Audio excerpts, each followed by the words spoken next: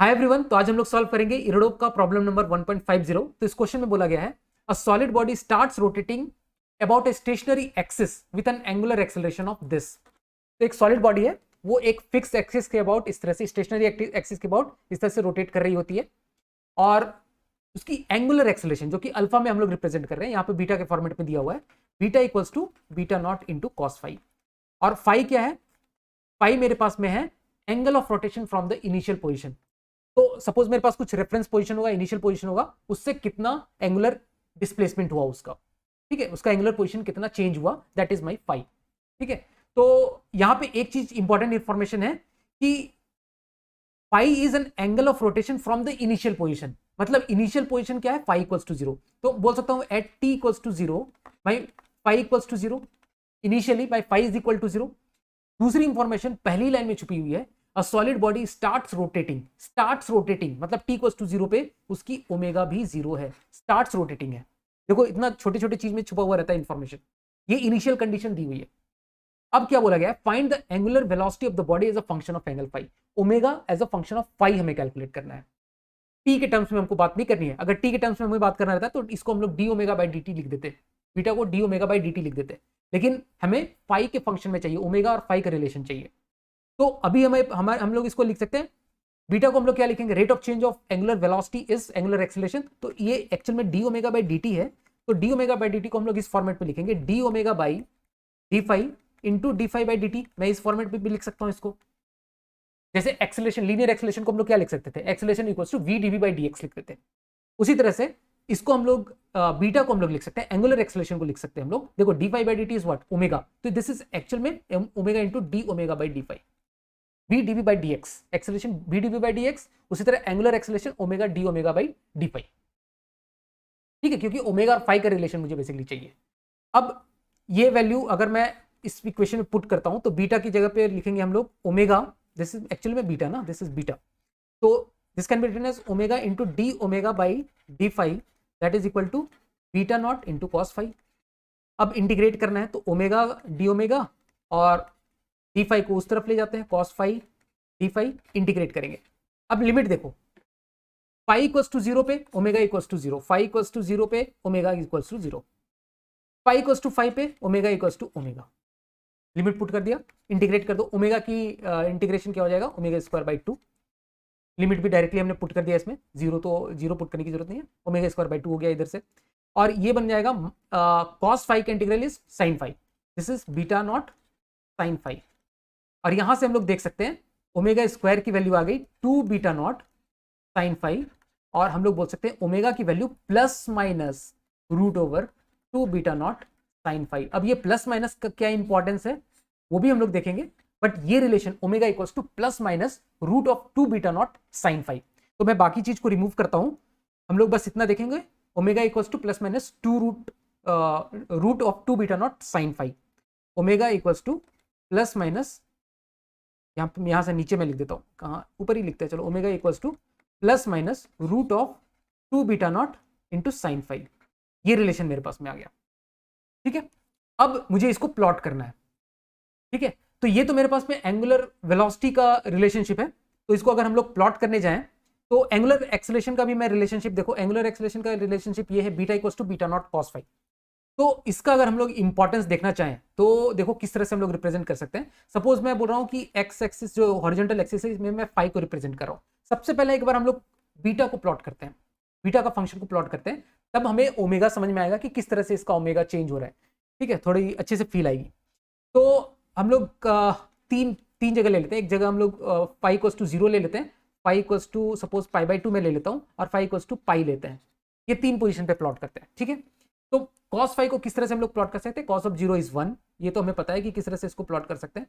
तो ये वैल्यू हो जाएगी बीटा नॉट। ठीक है, मैं वैल्यू नहीं लिख रहा हूँ, इस तरह का प्लॉट होगा हमारे पास में, और ये हमें पता है कि ऐसा क्यों होगा। देखो cos ऑफ जीरो पे ये मैक्सिमम बीटा नॉट आएगी, इसकी वैल्यू बीटा नॉट आएगी। cos of pi by to पे देखो बीटा नॉट cos फाई ये जीरो हो जाएगा, और पाई पे माइनस बीटा नॉट आ जाएगा। अब मैंने फाई के आगे क्यों ड्रॉ नहीं किया वो भी हम लोग का अभी सब कुछ क्लियर हो जाएगा। अब मैं इसमें क्या ड्रॉ करूंगा? अब मैं इसमें ड्रॉ करता हूं, सपोज कौन कलर लेता है, अब मैं ओमेगा को ड्रॉ करता हूं इसमें। पाई इक्वल्स टू जीरो पे ओमेगा की वैल्यू कितनी आई? ओमेगा की दो वैल्यू आएगी बेसिकली, 0 टू पाई में इसकी दो वैल्यू आएगी। पाई इक्वल्स टू 0 अगर पुट किया तो ये वैल्यू 0 है। पाई बाई 2 पे इसकी वैल्यू मैक्सिमम आएगी √2 बीटा नॉट, ठीक है। पाई बाई 2 पे इसकी मैक्सिमम वैल्यू आएगी √2 बीटा नॉट, इस तरह का फंक्शन होगा, साइन की तरह ही फंक्शन होगा। और पाई पे साइन पाई 0 हो जाएगा और ये इसकी वैल्यू भी 0 हो जाएगी। तो इस तरह का फंक्शन आएगा मेरे पास में, साइन की तरह ही फंक्शन दिखने को मिलेगा, ठीक है। तो इस तरह का फंक्शन आ गया। और ये क्योंकि नेगेटिव में भी है ये वैल्यू, तो नेगेटिव में मैं भी इसको प्लॉट कर देता हूं नीचे की तरफ। ये ओमेगा बेसिकली प्लॉट कर रहा हूं मैं, ठीक है। ये पॉजिटिव में मैंने रिप्रेजेंट किया +√2 beta naught sine phi, negative में भी। अब क्यों इसका इंपॉर्टेंस समझो। अब देखो फाई इससे ज्यादा बढ़ नहीं सकता है। पाई अगर हम लोग पाई से ज्यादा पाई से बढ़ाएंगे ऊपर में तो रूट के अंदर नेगेटिव वैल्यू आएगी, कॉम्प्लेक्स नंबर आएगा, ठीक है। तो उसका भी इंपॉर्टेंस हमें ये भी समझ में आएगा कि क्यों पाई से आगे नहीं बढ़ पाएगा।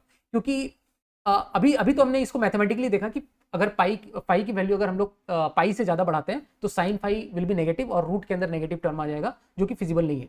अब इसको हम लोग फिजिकली भी समझेंगे कि क्या हो रहा है इसमें।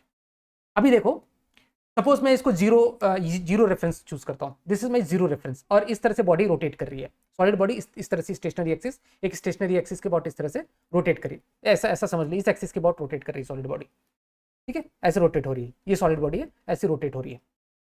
अब ये इनिशियल 0 था और पाई तक इस तरह से रोटेट हो रहा है, ठीक है। इनिशियल 0 से पाई तक रोटेट हो रहा है।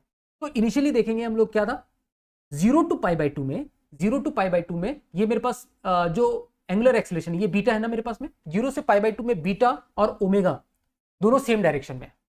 सपोज मैं इधर से स्टार्ट किया मैंने, तो इधर से ऐसा घूम रहा है, इस तरह से सॉलिड बॉडी इस तरह से घूम रही है, सॉलिड बॉडी ऐसी घूम रही है, और बीटा नॉट और ओमेगा दोनों की डायरेक्शन सेम है क्योंकि दोनों पॉजिटिव है। देखो 0 से पाई बाई 2 में बीटा भी पॉजिटिव है, बीटा ये वाली बीटा भी पॉजिटिव है, एंगुलर एक्सेलरेशन भी पॉजिटिव है, एंगुलर वेलोसिटी भी पॉजिटिव है 0 से पाई बाई 2 में, दोनों का डायरेक्शन सेम है। दैट मीन्स एंगुलर वेलोसिटी बढ़ेगी, एंगुलर वेलोसिटी 0 से पाई बाई 2 में बढ़ेगी, और वो बढ़ रही है। देखो 0 से पाई बाई 2 में एंगुलर वेलोसिटी बढ़ रही है।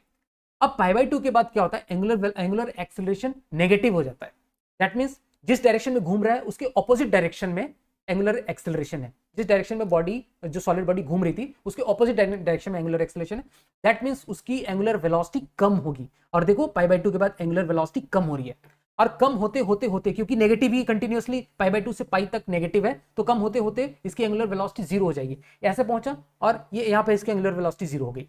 यहाँ से इसकी एंगुलर वेलोसिटी पाई तक बढ़ी, और पाई से फिर पाई बाई 2 से पाई तक वो एंगुलर वेलोसिटी जाके 0 हो गई, ठीक है। एंगुलर वेलोसिटी 0 हो गई।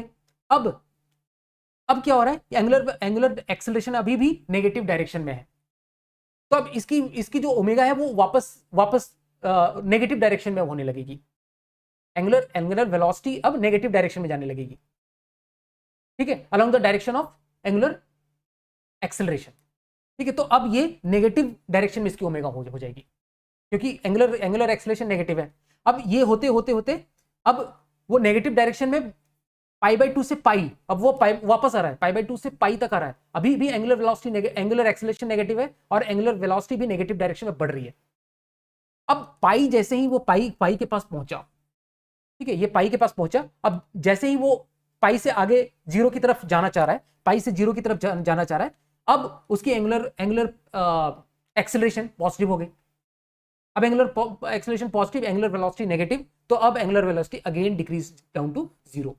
मतलब ये कैसा मोशन हो रहा है, ये पहले इधर 0 से लेके वो पाई तक जाता है, फिर पाई से लेके फिर 0 तक जाता है, पाई से लेके 0 तक, 0 से पाई तक, इस तरह का ये मोशन परफॉर्म कर रहा होता है। तो इस तरह का मोशन परफॉर्म कर रहा होता है, और इस तरह से ये क्वेश्चन खत्म हो गया। Bye bye, tata, thank you.